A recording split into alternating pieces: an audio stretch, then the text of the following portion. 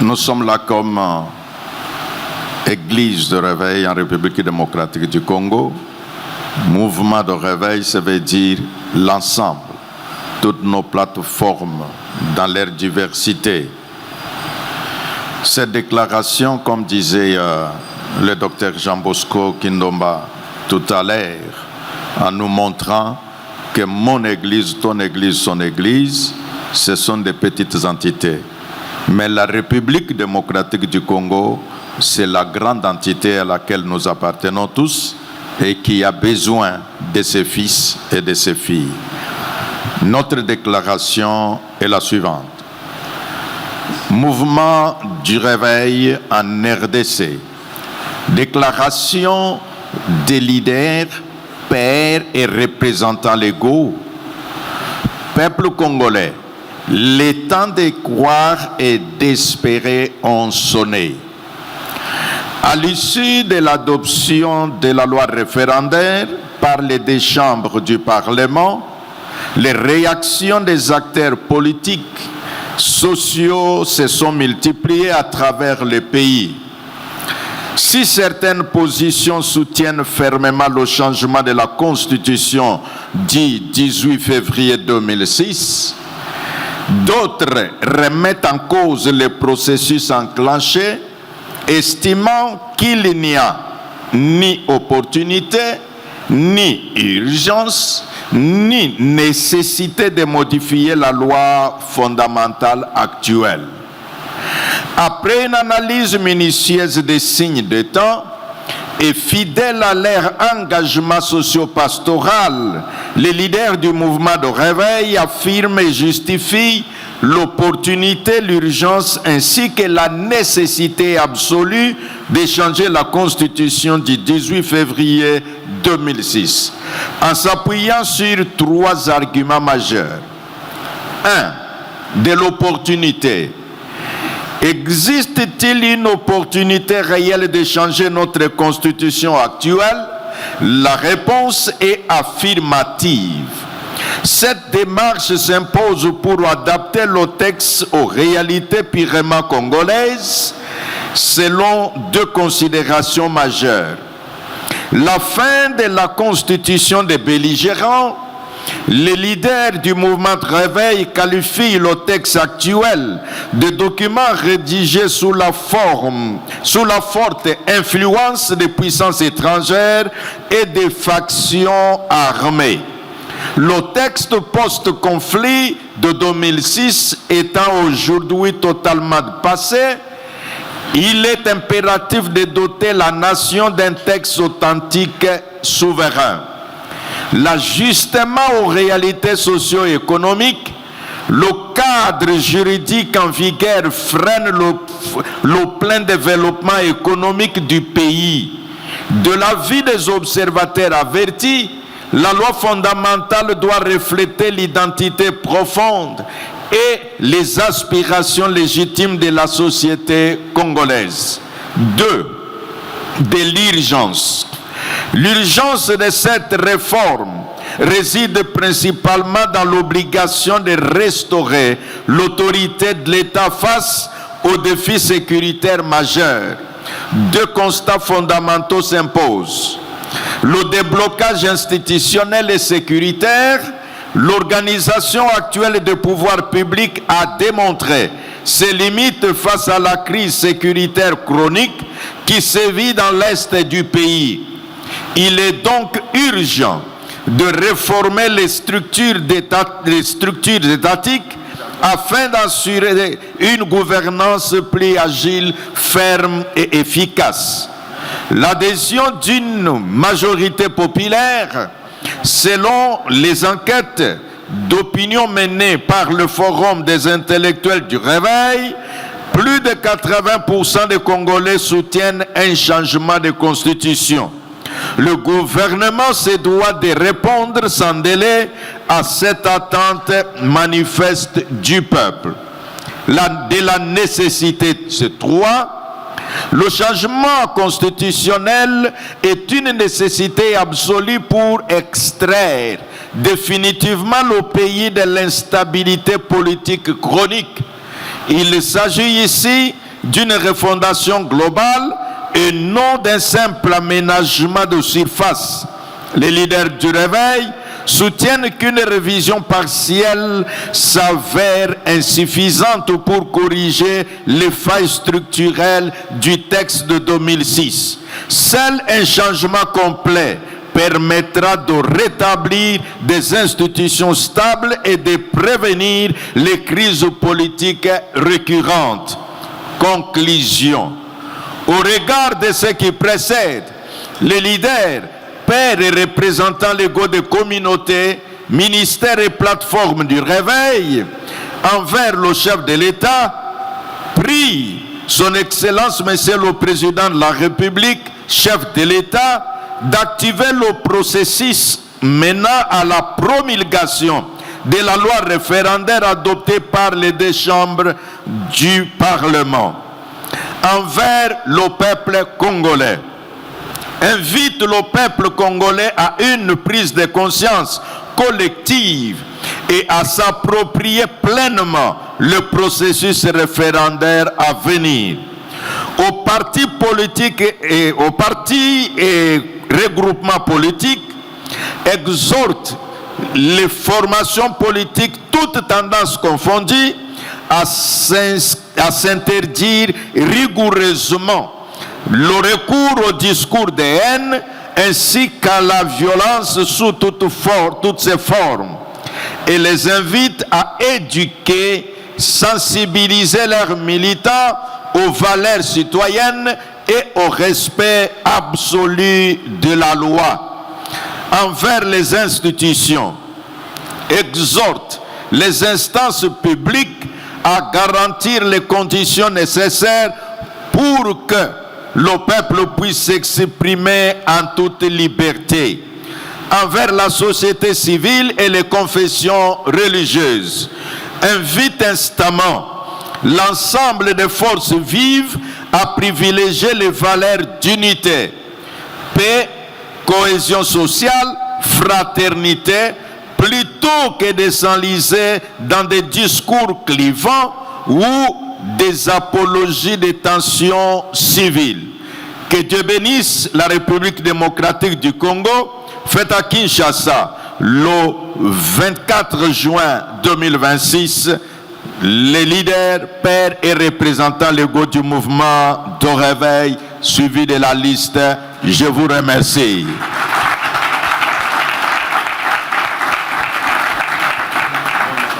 C'est un honneur, un privilège de prendre la parole devant vous, chers frères et sœurs, dans le Seigneur, vous qui êtes les ambassadeurs de Dieu. Dieu nous a fait grâce d'être ses serviteurs, mais au-delà de cela, lui-même il a décidé pour que nous soyons des Congolais. Nous sommes fiers de l'être. On n'a qu'un seul pays. Nous pouvons que le défendre. Et lorsque les enjeux sont très importants, l'Église ne peut pas rester muette, indifférente. L'Église doit se prononcer. Nous ne sommes pas des catholiques, pas des protestants, pas des musulmans, nous ne sommes pas des orthodoxes, nous sommes de l'Église de réveil, l'Église post-missionnaire, l'Église des nationaux, ce n'est pas une Église importée d'ailleurs. Et lorsque il y a des questions importantes, il y a lieu que nous puissions nous prononcer. Sous la permission de l'archevêque, je me permets de lire ces petits passages que nous connaissons très bien. C'est toujours difficile de prêcher là où il y a des pasteurs, parce qu'au moment que tu parles, chacun vérifie si ta théologie elle est bonne ou elle est mauvaise. Alors c'est David qui se trouve dans le champ de bataille. Et dès qu'il arrive, parce que il est arrivé là comme le cheveu dans la sauce, il n'est pas allé là-bas pour combattre. Il n'est pas enrôlé dans l'armée. Lui, il était resté à la maison. Et je crois que les gens qui sont restés à la maison, au moment que les enfants d'Israël étaient en train de combattre le Philistin, donnaient l'impression de combattre. Ceux qui étaient à la maison croyaient que vraiment les combats étaient acharnés et que Israël est en train, n'est-ce pas, d'avancer, ou Israël est en train de battre le Philistin. Ils avaient l'assurance qu'ils ont Dieu, Abraham c'est leur père, ils ont vécu pas mal de miracles avec Dieu.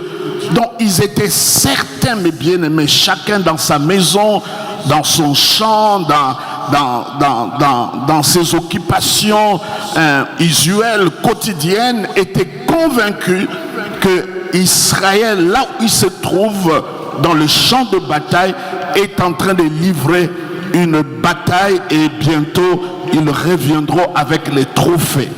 Entre-temps, mes bien-aimés, quand David arrive au champ de bataille, il a compris que les choses n'est pas comme il s'imaginait. Et lui n'était pas préparé pour cela. Son père l'a envoyé pour aller avoir les nouvelles de ses frères. Il arrive parfois, et ça, nous le voyons pas seulement avec David, même avec Joseph, qui a reçu la vision de la part de Dieu, comme quoi il sera grand, mais il ne savait pas comment cela va arriver. Et Dieu, son père lui a dit simplement d'aller voir ses frères qui gardaient le troupeau. En lingala on dit Mwana bitinda, cela veut dire il a obéi de quelque chose de simple. C'était pas tambour battant, ainsi parle l'Éternel, va donner la nourriture à tes frères et par là tu vas aller en Égypte pour devenir roi. Ça se présentait pas de cette manière là.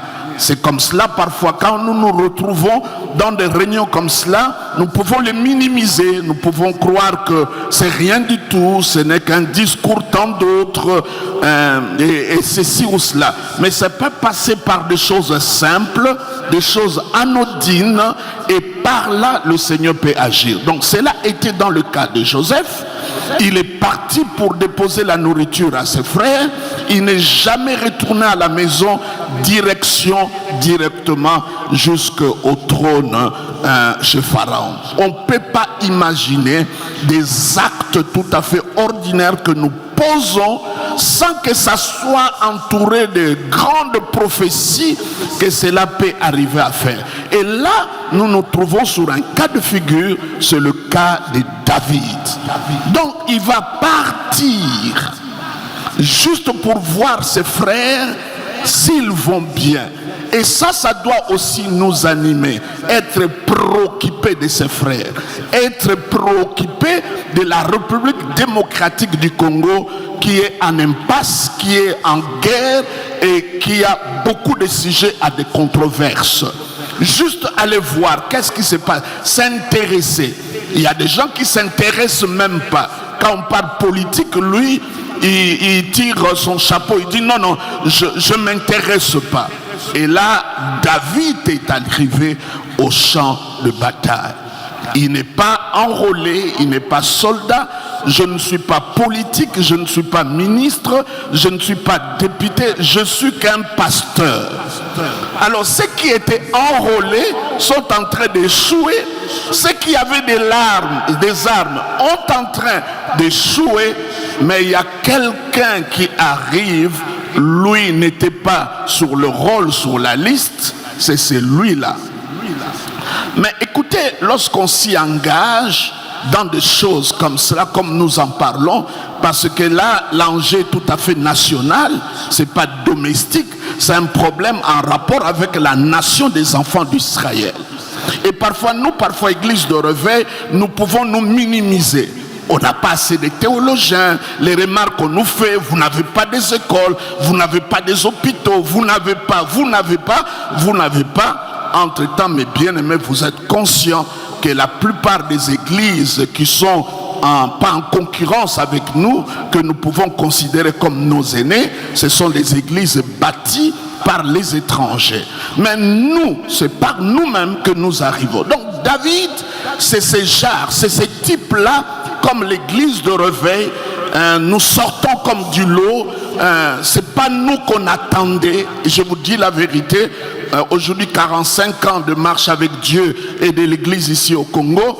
Je suis un acteur majeur, je peux bien voir comment les choses se passent ensemble avec ceux qui sont derrière moi ici. Nous pouvons bien lire les signes de temps et comprendre là où nous nous trouvons maintenant. Donc nous sommes là comme des David, nous ne sommes pas enrôlés.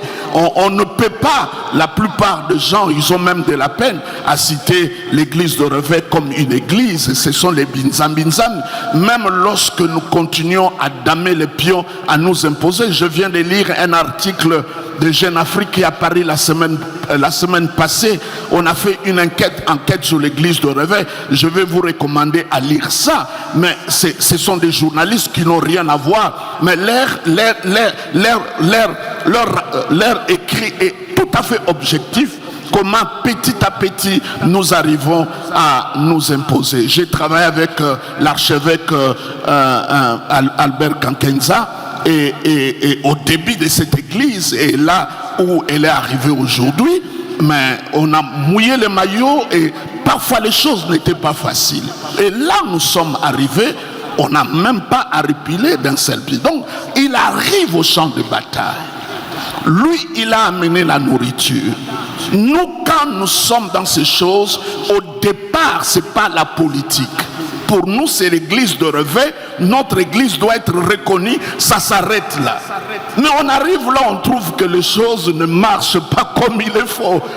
Devons-nous retourner et laisser les pays en péril? Parce que vous allez nous dire non, ça c'est pas votre rôle. Votre rôle c'est juste apporter l'évangile et la nourriture. Vous qui aimez bien donner des figures à tout, donc disons que David avait que la nourriture. Mais là ce n'était pas le problème de distribuer la nourriture aux Philistins, c'était un problème d'attaquer le Philistin. Donc si toi tu continues à distribuer la nourriture, à prêcher comme tu prêches dans ton église locale, c'est ton problème. Moi dans mon église locale c'est pas politique, mais quand il s'agit de l'église de Reveil c'est politique. Dans mon église locale c'est pas politique.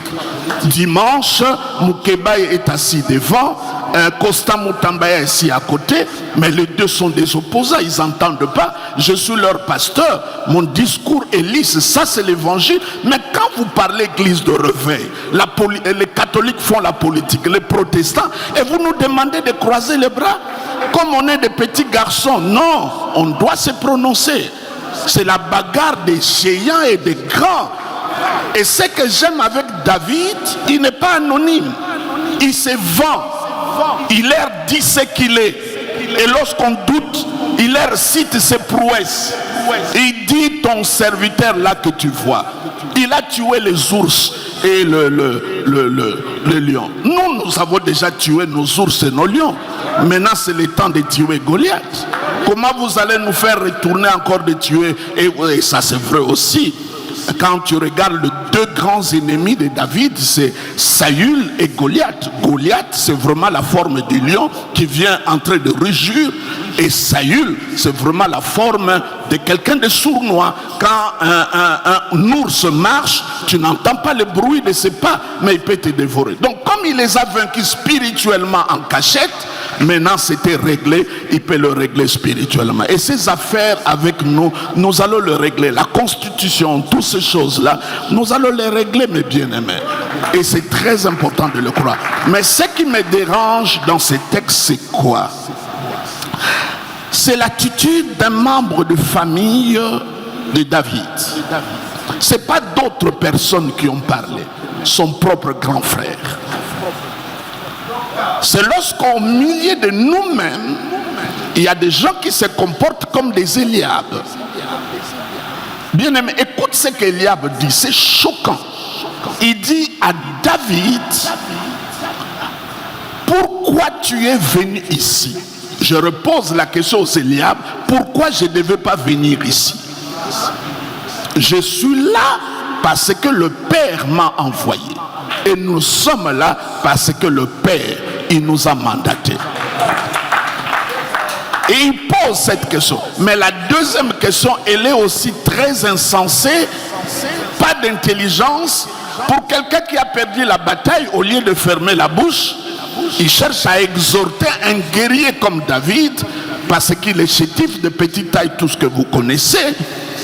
Alors, mais bien, j'entends ça, l'archevêque parle, le président parle, et vous écoutez les gens de d'autres religions, ils disent on n'est pas intelligents, nous ne sommes pas des intellectuels. Mais bien aimé, si on n'est pas des intellectuels, comment nous sommes arrivés là où on est arrivé aujourd'hui?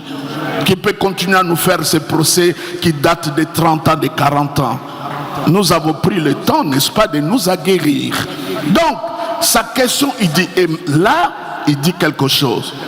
Avec qui tu as laissé le peu de brebis? Avec qui? Alors, mes bien-aimés, vous voyez, l'enjeu national, lui, il amène sur un problème domestique. On a un problème national. L'enjeu est très important, mais toi, tu m'amènes sur les brebis de la maison. Et lui-même reconnaît, il dit, le peu de brebis. Donc, mbokezo zika. Olobite mbokate, bibwele ya tata na biso na nazo kengela yango. Église na yo eza bibwele moke. Le Congo, le Kinshasa a 10 millions d'habitants. Même si tu as 10 000 personnes, c'est peu de brebis. Mais l'enjeu national. Beaucoup d'entre vous, vous êtes plus jeunes que nous. Nous, là, on est en train d'aller déposer, n'est-ce pas, les armes. Donc, les choses qu'on fait aujourd'hui, nous ne voulons pas demain le rectifier. Quand on fait, on croit que c'est ça qui doit être fait. Donc, ne nous retournez pas dans des choses domestiques de l'église locale qui est peu de brebis en lieu et place de relever le défi national. Et ici, le défi national, c'est la constitution de la République. Et c'est clair. Je parlais avec l'un des journalistes de mon église et qui a diffusé ça. Vous touchez la constitution, ça c'est votre problème. Moi je prends simplement l'armoirie. À la place des léopards, on nous a mis un guépard. Nabokoko nabiso bakoko bazana kanda. Parce que c'est le léopard qui doit être là. Et guépard, c'est un animal, c'est vrai, c'est une bête. Quand il trappe le proie, ce sont les hyènes qui viennent manger. Le Congo est comme ça à cause du guépard. Et bah, hyène nyonso bazoya po balia mutunda monandambo. Naboko tanga komo na bango me boyebi bango. Donc mes bien-aimés, nous sommes là, dis à ton voisin au fond de ton cœur, l'enjeu est national. Ce n'est pas le problème du sang précieux de l'armée de l'Éternel, l'armée de victoire, foi abondante, les secouristes, ACK. Ici, l'enjeu est national. Donc, on ne parle pas de tribus. C'est toutes les tribus sont engagées. Et David a réglé cette affaire. Et j'aime bien son stratégie. Il a vu Goliath grand. Mais il a choisi le point dans lequel il était plus faible. Il a minimisé sa grandeur et il a maximisé sa faiblesse. Et lui aussi à son tour, il a minimisé ses manques et il a maximisé ses faiblesses. Et quand il a regardé Goliath avec sa lance-pierre, David s'est dit quelque chose. Depuis ma naissance, je n'ai jamais vu un gros oiseau comme cela. Je peux l'attraper par toutes les formes, comme ça, comme ça. Comme il est tellement grand, je peux l'atteindre à tous les coups. Et comme le combat, c'est un combat de représentants. Dès que Goliath est tombé, et mes bien-aimés, c'est tous les Philistins qui ont perdu. Et si nous arrivons à changer des choses, beaucoup de choses changeront. Que Dieu vous bénisse.